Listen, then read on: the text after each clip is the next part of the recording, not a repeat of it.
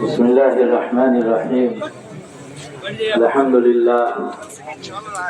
لله نحمده ونستعينه ونستغفره ونؤمن به ونتوكل عليه ونعوذ بالله من شرور أنفسنا ومن سيئات أعمالنا. من يهده الله فلا مضل له ومن يضلله فلا هادي له، ونشهد أن لا إله إلا الله وحده لا شريك له، ونشهد أن سيدنا وحبيبنا وشفيعنا ومولانا محمدا عبده ورسوله صلى الله تعالى عليه وعلى آله وصحابه وسلم تسليما كثيرا كثيرا. أما بعد، أعوذ بالله من الشيطان الرجيم. بسم الله الرحمن الرحيم. يا أيها الناس اتقوا ربكم الذي خلقكم من نفس واحدة وخلق منها زوجها وبث منهما رجالا كثيرا ونساء واتقوا الله الذي تساءلون به والأرحام إن الله كان عليكم رقيبا. يا أيها الذين آمنوا اتقوا الله حق تقاته ولا تموتن إلا وأنتم مسلمون. يا أيها الذين آمنوا اتقوا الله وقولوا قولا سديدا يصلح لكم أعمالكم ويغفر لكم ذنوبكم ومن يطع الله ورسوله فقد فاز فوزا عظيما. صدق الله العظيم. قال رسول الله صلى الله تعالى عليه وسلم: النكاح من سنتي، وقال أيضا: فمن رغب عن سنتي فليس مني، او کما قال علیہ الصلوۃ والسلام. حضرات، نکاح کا خطبہ عربی میں پڑھا جاتا ہے. ہم دنیا کی ساری زبانیں جانتے ہیں، سیکھتے ہیں اور اس کے لیے ٹیوشن کرتے ہیں، ٹیوٹر رکھتے ہیں، لیکن ہم اس زبان کو نہیں جانتے جو قرآن کریم کی زبان ہے، جو اللہ کے کلام کی زبان، جو اللہ کے رسول صلی اللہ تعالی علیہ وسلم کی زبان. اس لیے جب نکاح کا خطبہ پڑھا جاتا ہے تو لوگوں کو ایسا محسوس ہوتا ہے کہ جیسے دوسرے مذاہب میں چند اشلوک پڑھ دیے جاتے ہیں اور رشتہ ہو جاتا ہے، ویسے ہی ہمارے یہاں بھی چند آیتیں پڑھ دی جاتی ہیں اور رشتہ ہو جاتا ہے. یہ اس لیے ذہن میں آتا ہے کہ نکاح کے خطبے میں جو 3 آیتیں پڑھی جاتی ہیں ان کے معنی ہم نہیں سمجھتے، اس لیے یہ بات ذہن میں آتی ہے. تو پہلی بات تو آپ سے یہ کہنی ہے کہ جیسے انگریزی اور دوسری زبانیں اور دوسرے سبجیکٹ اور دوسرے فنون کو سیکھنے سکھانے کا اہتمام کرتے ہیں، عربی کو بھی اس حد تک سیکھنے سکھانے کا اہتمام کیجیے کہ قرآن کریم کی آیتوں کے معنی سمجھنے کی صلاحیت اس کے اندر پیدا ہو. میرے بھائی، نکاح کے خطبے میں 3 آیتیں عموماً پڑھی جاتی ہیں، لیکن ان 3 آیتوں کا پڑھنا فرض واجب وغیرہ نہیں ہے. آقا صلی اللہ تعالی علیہ وسلم کی بعض روایتوں میں اس کا ذکر آیا ہے اور اکابر علماء کا طریقہ رہا ہے، اس لیے یہ 3 آیتیں پڑھی جاتی ہیں. آپ کو یہ جان کر تعجب ہوگا کہ میاں بیوی کے رشتے کے بارے میں ان 3 آیتوں میں کچھ نہیں کہا. ایک آیت میں صرف کہا گیا کہ رشتے کا تم رشتوں کے ذریعے باتیں کرتے ہو، سوالات کرتے ہو، لیکن 3 آیتوں میں 4 بار اللہ تعالیٰ نے یہ بات کہی کہ لوگوں ڈرو اللہ تعالیٰ سے، اے ایمان والو ڈرو اللہ تعالیٰ سے، اے ایمان والو سیدھی اور سچی باتیں کہا کرو، اللہ سے ڈرو. یہ 3 آیتوں میں 4 بار اس لیے کہا گیا کہ آدمی جس طرح نماز میں اللہ سے ڈرتا ہے، جس طرح دوسری عبادتوں میں اللہ سے ڈرتا ہے، ویسے ہی شادی بیاہ میں بھی اللہ تعالیٰ سے ڈرے. اللہ کا خوف، اللہ کی خشیت، یہ ماسٹر کی ہے، یہ شاہ کلید ہے. جب کسی کے دل پہ پیدا ہو جائے تو اس کے دل کی دنیا بدل جاتی ہے، اس کے سوچنے کا انداز بدلتا ہے، اس کے جینے کا انداز بدلتا ہے، اس کی معاشرت کا انداز بدلتا ہے، اس کی معیشت کا انداز بدلتا ہے اور اس کی شادی بیاہ کا انداز بھی بدلتا ہے جب اللہ کا خوف پیدا ہوتا ہے. پھر نکاح کا خطبہ لڑکی کے سامنے نہیں پڑھا جاتا. عموماً نہیں دیکھا ہوگا کہ لڑکی کے سامنے خطبہ پڑھا گیا. یہ لڑکا کے سامنے پڑھا جاتا ہے، یہ بتانے کے لیے کہ جتنے رشتے قائم ہوں گے وہ سب لڑکا کے واسطے سے ہوں. تو لڑکا کو ڈرنا چاہیے کہ کوئی ایسی زیادتی کسی مرحلے میں نہ ہو کہ ایسا لگے کہ آدمی بے لگام سا ہو، نہ بولنے کے اعتبار سے نہ سلوک کے اعتبار سے. یہ لڑکا کے سامنے پڑھا جاتا ہے. لڑکی بیچاری تو لڑکا کے گھر جاتی ہے، وہاں سارا کچھ اس کا لڑکا ہوتا ہے، شوہر ہوتا ہے، اور اسی کے رشتے سے رشتے بنتے ہیں. لڑکے کا باپ بن جاتا ہے اس لیے کہ وہ لڑکے کا باپ، ماں بن جاتی ہے اس لیے کہ وہ لڑکے کی ماں ہے، دادی بن جاتی ہے اس لیے کہ لڑکے کی دادی ہے، اور دیور بھائی بن جاتے ہیں اس لیے کہ وہ لڑکے کا بھائی ہے. تو میرے بھائی یہ رشتے ان کے ذریعے قائم ہیں. اسی لیے نکاح کا خطبہ پڑھا جاتا ہے لڑکا کے سامنے تاکہ ڈرو اللہ تعالیٰ سے اور خوب اچھی طرح یاد رکھو کہ یہ رشتہ بند کمرے کا ہوتا ہے.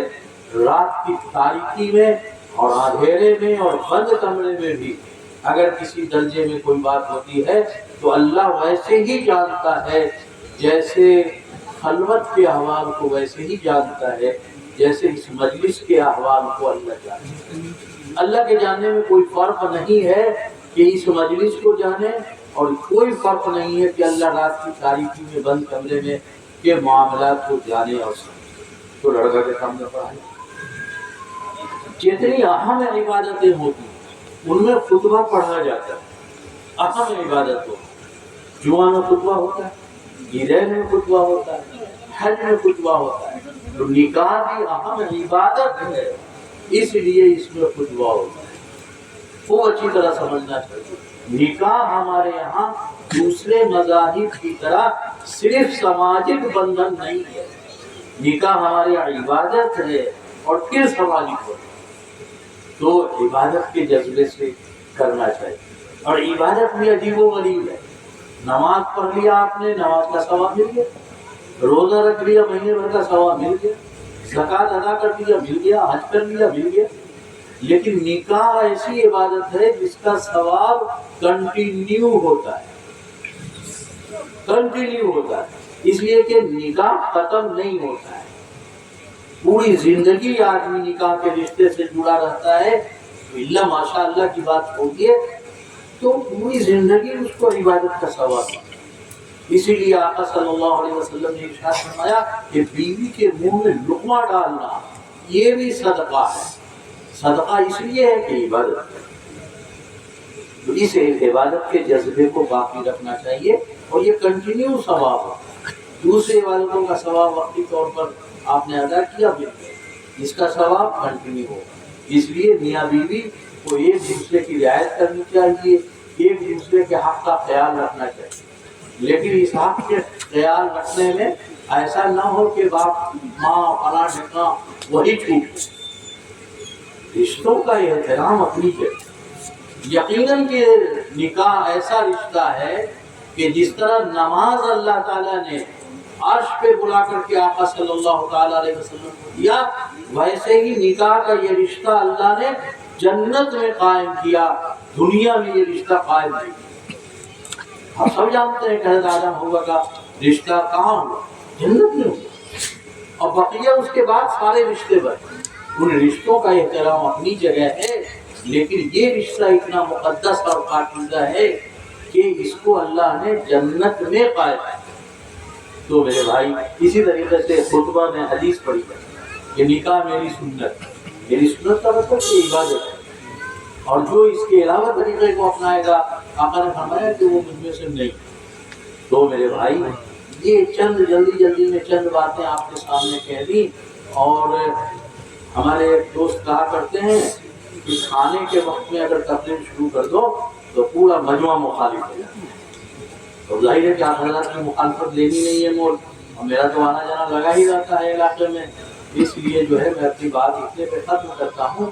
ہاں ایک بات اور، یہ رشتہ مفت میں نہیں ہوتا، یہ مہر کے ذریعے قائم ہے. مہر کے ذریعے، مہر نکاح کا حصہ اور مہر کے ذریعے قائم ہوتا ہے. اور مہر لڑکی کی قیمت نہیں ہے، لڑکی کا اکرامیہ ہے. جب آپ کے یہاں کوئی آتا ہے تو اس کا ہدیہ تحفہ دیتے ہیں نا، جو ناشتے کا پیکٹ ہے صحیح بڑا کچھ تو دیا نا. تو مہر جو ہے لڑکی کا اکرامیہ ہے، اس کی قیمت نہیں ہے، تو اس کا اکرام کرنا چاہیے. ہمارے یہاں مہر غیر مہر ہو جاتا ہے، انتہائی افسوس. ساری چیزیں نقد ہوتی ہیں اور مہر اٹھا رہتا ہے، بالکل نہیں لانا چاہیے. اللہ تعالیٰ نے فرمایا وَآتُوا النِّسَاءَ صَدُقَاتِهِنَّ، عورتوں پہ مہر دیا. اور جب تک مہر نہیں دیتا ہے آدمی تب تک اس کو سونے چاندی میں باندھیے. اس لیے کہ 10 سال 20 سال کے بعد لڑکا اگر دے گا اور ہم سے کہیے گا کہ حضرت اب تو 10,000 جو تھا وہ اب 5,000 کے برابر بھی نہیں رہ گیا ہے، جو بڑھا دیا جائے تو ہم کہیں گے نا سود ہے. لیکن اگر سونے چاندی سے آپ باندھیں تو جب دے گا کچھ نہ کچھ دے کر کے جائے گا. اس لیے کہ سونے چاندی کا ڈیویلویشن نہیں ہوتا، عموماً نہیں ہوتا. مارکیٹ میں اچھال ہوتا ہے، کبھی گرتا ہے تھوڑا بہت. تو اس لیے جب تک لوگ نقد دینے کا مزاج نہیں بناتے تب تک سونا کے ذریعے مہر باندھیے، تاکہ جب دے گا تو کچھ نہ کچھ لڑکی کا نقصان نہیں ہوگا، فائدہ ہی ہوگا. بس میرے بھائی یہ چند باتیں اللہ تعالیٰ نے اس وقت کہلوائی ہیں. اللہ تعالیٰ ہم سب کو کہنے سننے سے زیادہ عمل کی توفیق عطا فرمائے. وآخر دعوانا ان الحمد للہ رب العالمین.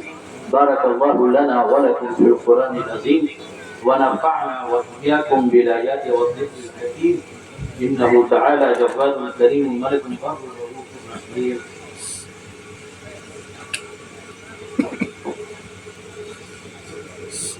عزیزہ انجم پروین جو جناب محمد مسلم صاحب کی لڑکی ہے، چین پور بنگڑا تھانہ منیاری مظفر پور کی رہنے والی،